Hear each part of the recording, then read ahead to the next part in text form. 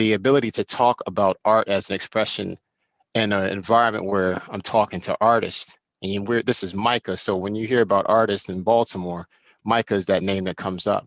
So I consider it a privilege to be able to speak to artists from my perspective as an artist, but kind of the world of what I do is in fact very true to the title, many methods of expression.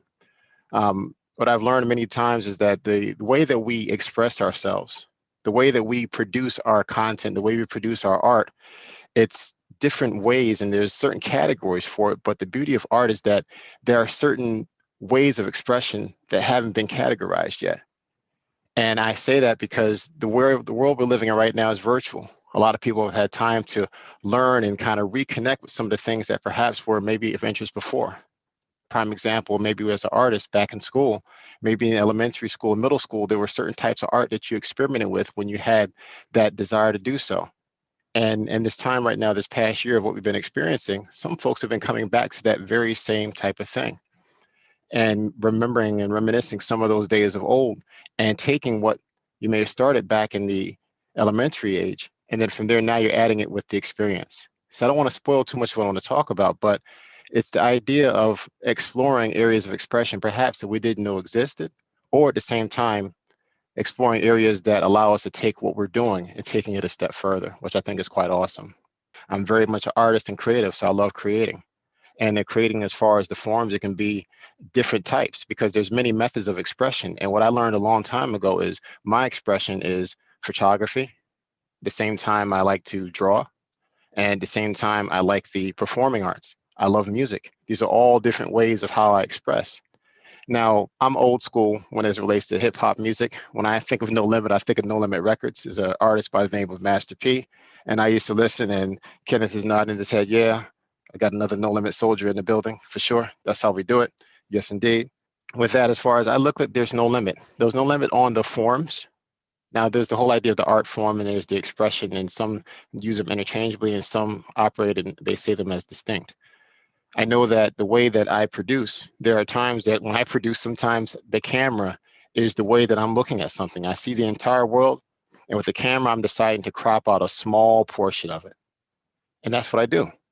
And that's what I do with the camera. But there's some days I don't want to pick up the camera.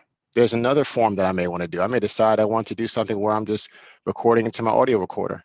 And I have some music in mind that I think will really go well with what it is that I'm saying. And that's the way that I decide I want to express. And then from there, the whole idea of these three pieces you see at the bottom, you have the art form, you have the expression, and you have the opportunity.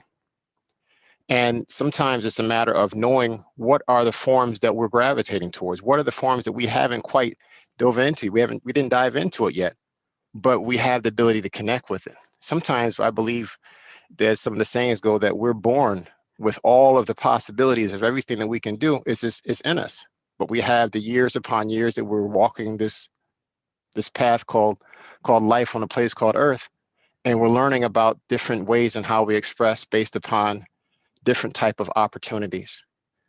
And the opportunity and the expression, those are the parts, those are all different components, but those are all parts that are really important as you're moving along in your journey. The forms, the expression, and the opportunities. Okay, so when I look at things through the lens, naturally, but also as a metaphor. And the idea of looking at things through the lens, as a photographer, I look at as far as focus.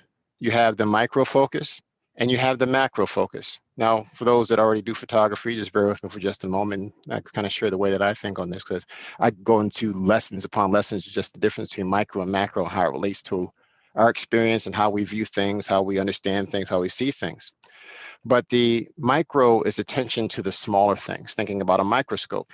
Under a microscope, there are things that we wouldn't see naturally with our eye, but we can pay attention to those things in detail.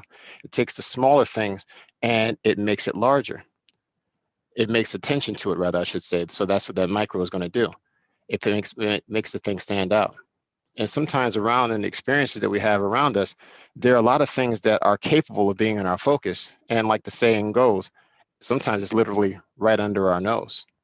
And sometimes the expressions are based upon the thing that we're focused on. So if we're focused on type of mixed media, I love digital mixed media because it just that type of description allows so many different possibilities, whether it's with animation, with production, and just so many different creative ways in how you can communicate your message through the art, utilizing those different pieces.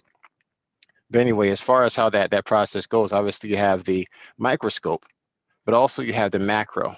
And then the macro is kind of like that idea of the thing that's smaller, it's making it larger. So if I see something that's in front of me, I may not have ever paid attention to it.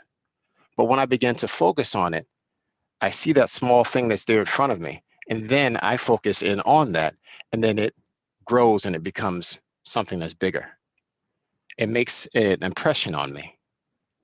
You know, there's different ways in how we intuit things. There's different ways in how we receive the streams, as I call it, the streams of life, right? There's the idea of light, right? Light comes from the sun, it reflects off of objects, and that becomes our viewing experience that makes an impression on us, right? And that impression that's made upon us, that's what makes the difference. So when we see that one thing that maybe was in front of us the entire time, and we pay attention to it, we see that small thing and we recognize it. That's the micro.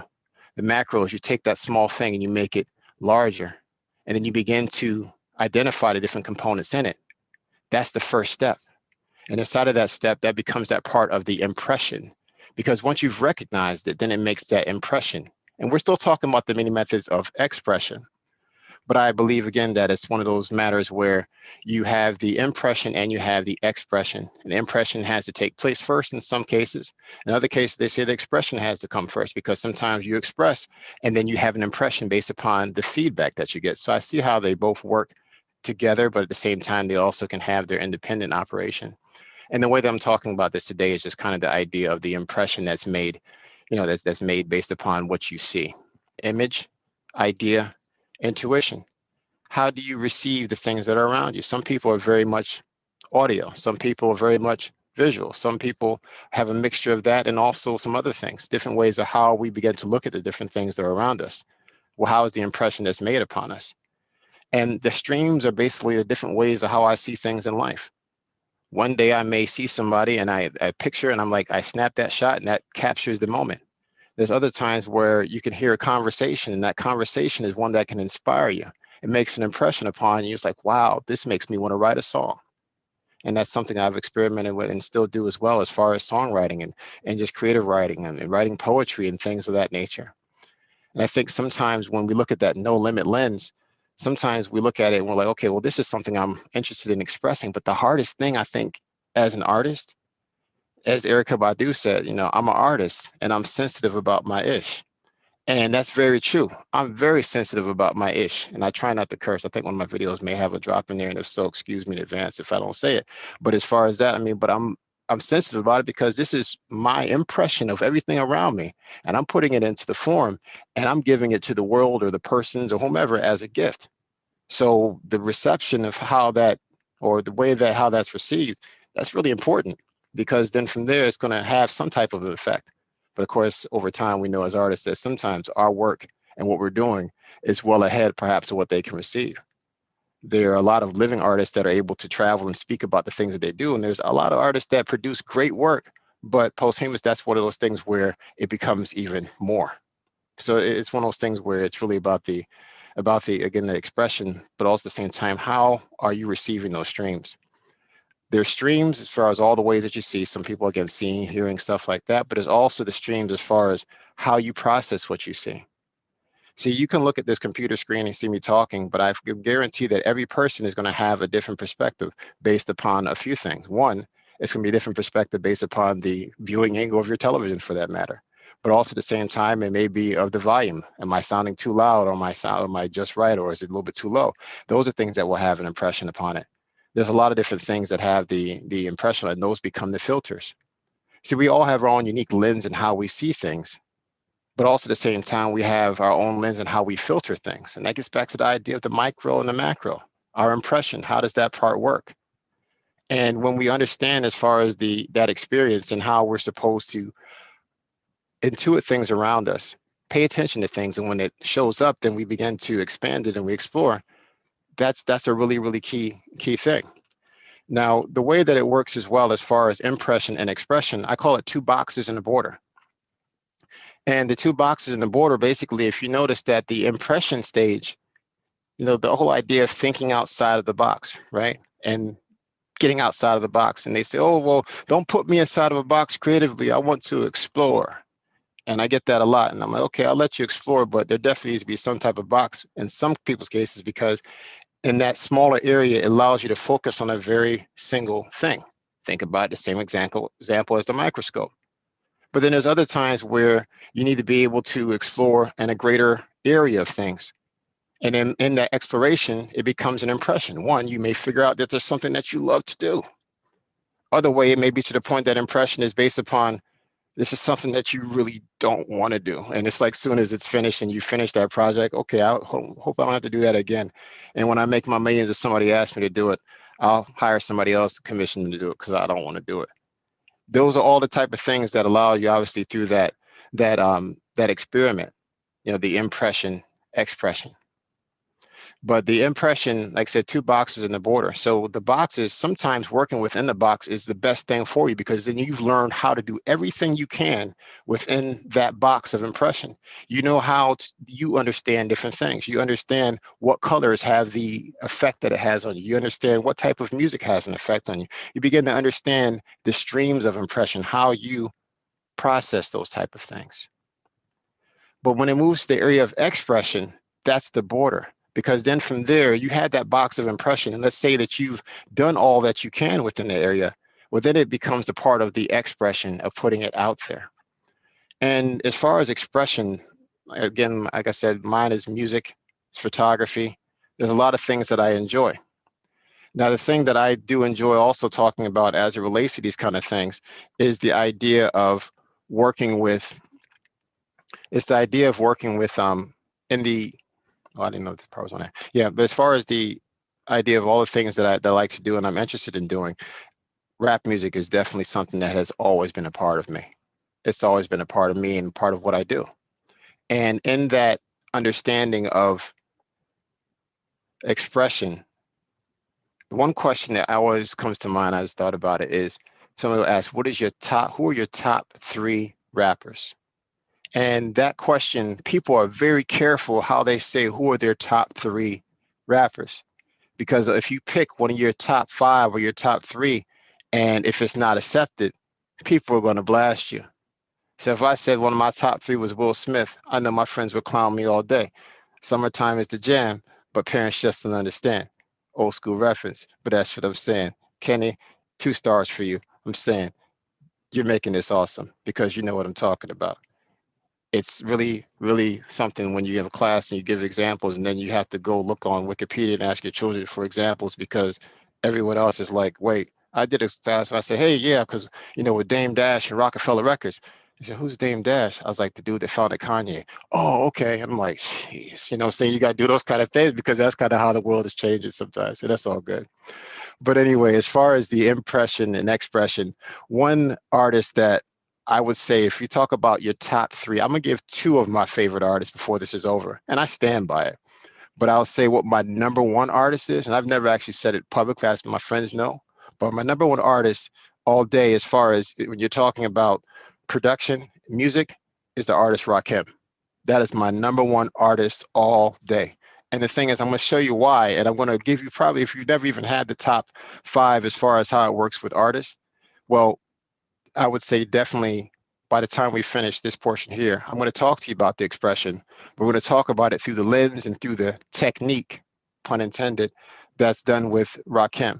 Rakim is an artist that changed the game of hip hop. Hip hop operates in a certain level, and Mama Rashida most definitely. So you like most definitely the greatest of all time. He's the best. And the thing is, and at the same time, he's conscious. So he used to drop gems, and that's basically around that age. He was dropping so much knowledge. So whether you're looking at the technique of how he delivers or the technique of how he's infusing education, there's layers in how he does it. So he took an art form where obviously the art form, it's spoken word. Some say it's poetry. And there's different forms that goes back to Egypt and back in the days as far as the different elements of hip hop. There's definitely a historical component to it. And basically each time, each step as far as different type of expression, it's modified. The art form changes. The box, they've worked within the box, but then they find a point in time that's just like, whoa, I want to try to do it this way. And it might not be accepted, but it's one of those things where it allows the expression, because people don't always accept the expression, because sometimes your expression is ahead of their time, but it's still something that's necessary. And the reason why I say that, because right now we're in the midst of a digital renaissance. In that digital renaissance, there are so many people that have had time, unexpected time since March of last year, to dive into new things, the learning, and all these various streams that affect the filter on how you understand or how you have that impression of things. But then also then there's the expression. So like I said, with Rakim, that's kind of how I look at it. And that's what I wanted to kind of share, one of the videos that I have of his interview. And he sat down with Chuck D. And this actually is the book called Sweat the Technique, which is the book that came out in 2019.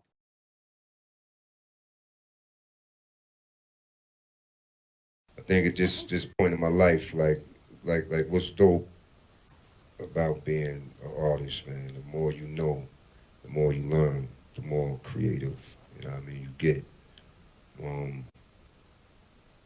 I wrote a lot of albums where, you know, I used to say, you know, I didn't write half this shit that I wrote. I had help, you know what I mean? You know, some people call it that. Half of it writes itself. Exactly, you know what I mean?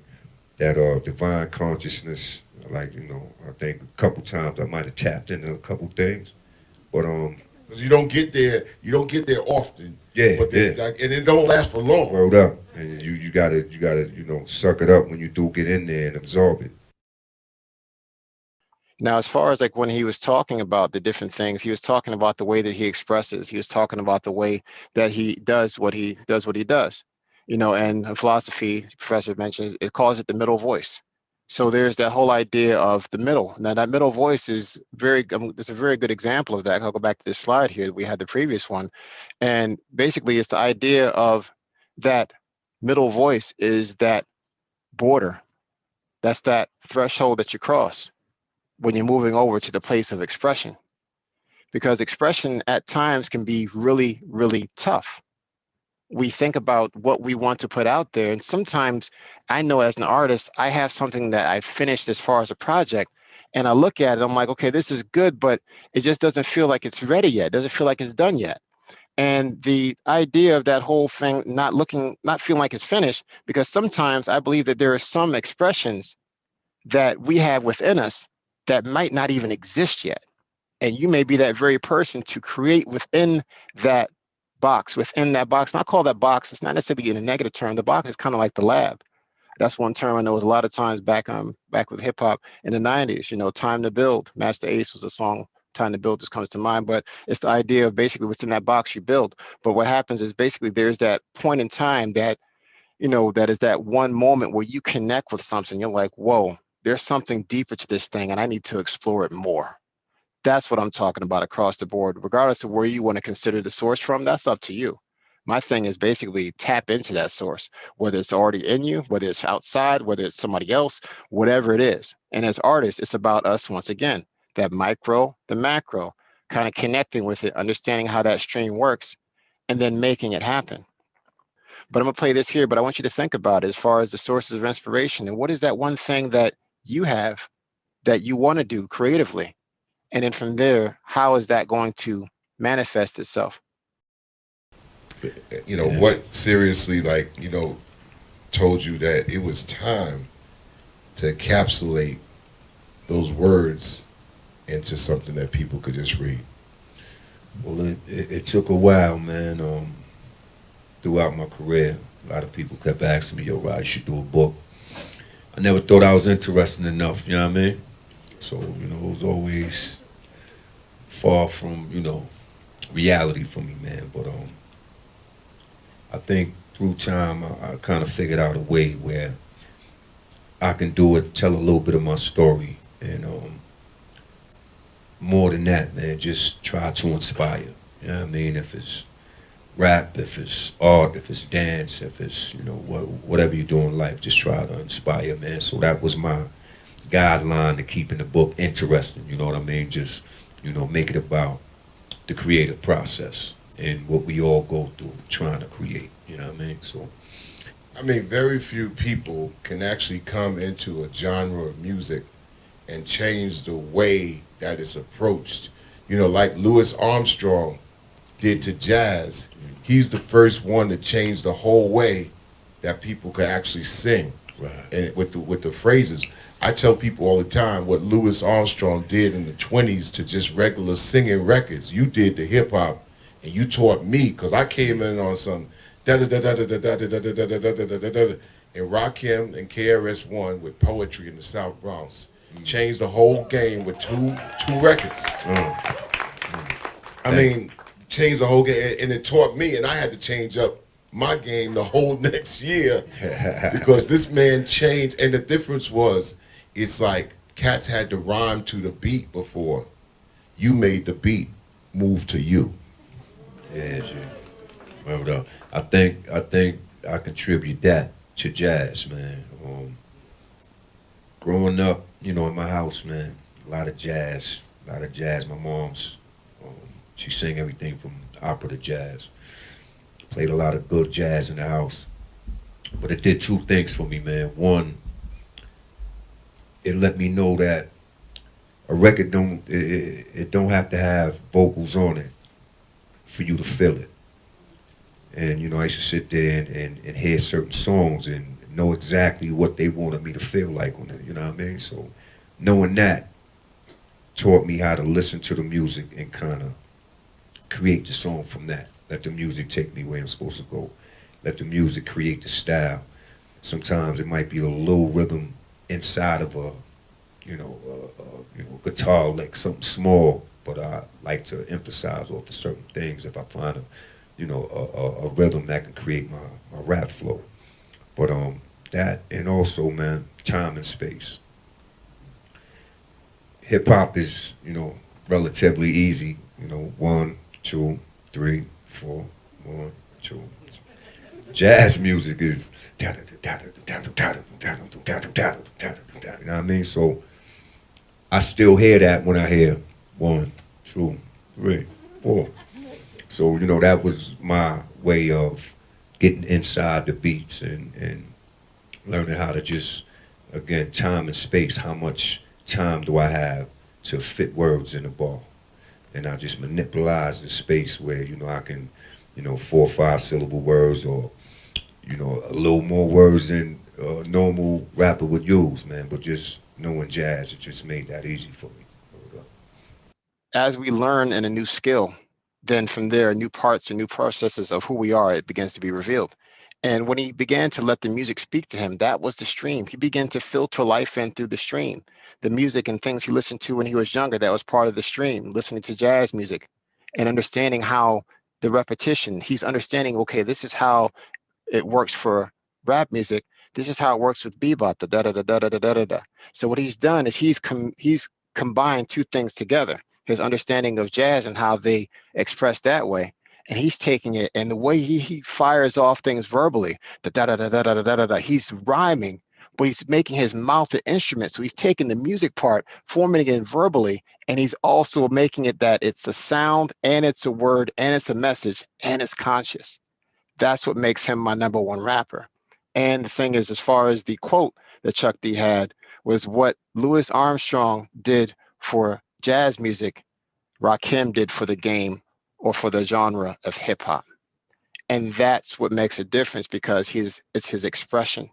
It's basically how he decides he wants to put his stuff out there. What is his expression? What is his form of expression? And then how does that work? So we talked about the impression, and then the other part that you have obviously is the expression. And the thing is, sometimes the opportunity is right in front of us, and you'll know that you'll know. Just like Rakim said, there's that moment that you'll just know that you tap into something. Again, speaking universally, and also speaking from what it is that I have as far as faith or what I believe. And the faith is whatever you believe, you have the right to believe that. Whether you believe it exists, whether you believe it doesn't, whether you believe it's in you, you believe it, because no one knows anything 100%. It's called faith. So the thing is, what we believe, you got to respect it. And also at the same time, you got to use that to stir you up, so that that superpower that exists within, it becomes one of the growing many methods of expression, which is how you put it out there. But the filter for the expression, because remember, there's a filter that you see, but there's a filter that you express. The filter is basically dependent upon what you explore in the lab, being able to think outside of the box, Oh, you know what? That's a podcast I'm doing. Who do you believe in? You just that's the next thing. Yeah, by Tupac. Who do you believe in? Do you believe in yourself? Who do you have faith in? Because at the end of the day, what you believe in, who you believe in, that's the person, or that's the thing, or that's the concept, that's the expression that's going to continue it forth. Because whatever you believe, you can achieve. There are certain things obviously that exist outside the laws of nature, and that gets into philosophy, and I'm not going to do that. But I'm going to keep it with what we're talking about. But ultimately, it's about understanding those expressions and then understanding that you have the ability to do more than what you already do. And it becomes that process of expressing it, exploring it, exercising it, and then from there, making the impact. And he was saying before, he said, that's how he does it. He works with time and space. So that's what the box is. The box isn't a bad thing because there's a lab that you work within. But then there's a time that you have to step outside of the box, and that becomes the opportunity for you to express it in the various forms that are unique and consistent with who you are. And those forms are those filters, those ways and how you do it. The expression is what it is that you do, and then how you mix those things together. And the opportunity, as I believe, like I said before, is for a lot of people to really be able to do that very thing that they're good at, that they're called to do, and doing it in a way that's really awesome and allows you to really contribute and make the inspiration impression, just like Rakim said, on other people. So that's what I wanted to share with you as far as the many methods of expression. And from that point, what I want to do is kind of talk to you about some of the question that I had as far as how you operate. What would you say are your streams? How do you receive, and then how also at the same time, how do you transmit? What is the ways that you enjoy expressing in your various art forms? Because I believe that everybody has at least three. Some of them, may be visual, and maybe all within the visual components. Some may be more than music. Some may be it's all these different types of expression. And like I said, the belief that I have that they're going to be newer expressions because of the emerging technologies and also the opportunities.